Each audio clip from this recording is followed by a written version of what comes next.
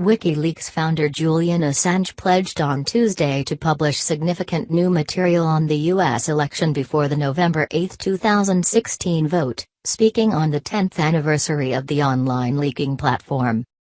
Mr. Assange said there were enormous expectations in the United States about the material and that some of that expectation will be partly answered, with a lot of fascinating angles in the documents. Do they show interesting features of U.S. power factions?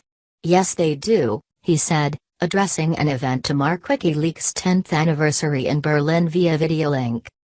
On why WikiLeaks was holding back for now, he added that if we're going to make a major publication in relation to the United States at a particular hour, we don't do it at 3 a.m., referring to the time in the eastern U.S.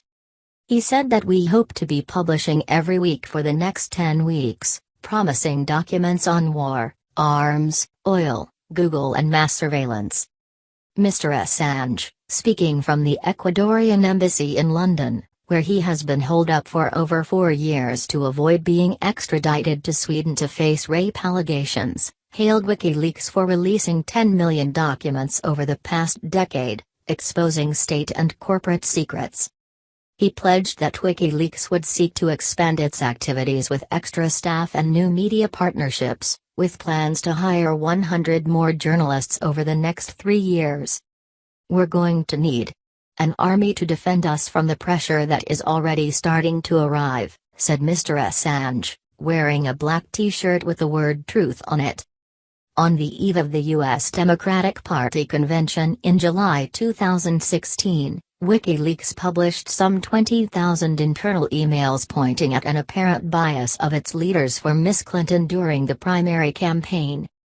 Mr. Assange charged that WikiLeaks was now the target of a witch hunt orchestrated in particular by Ms. Clinton, likening it to the repression of American communists in the 1950s driven by then-Senator Joseph McCarthy.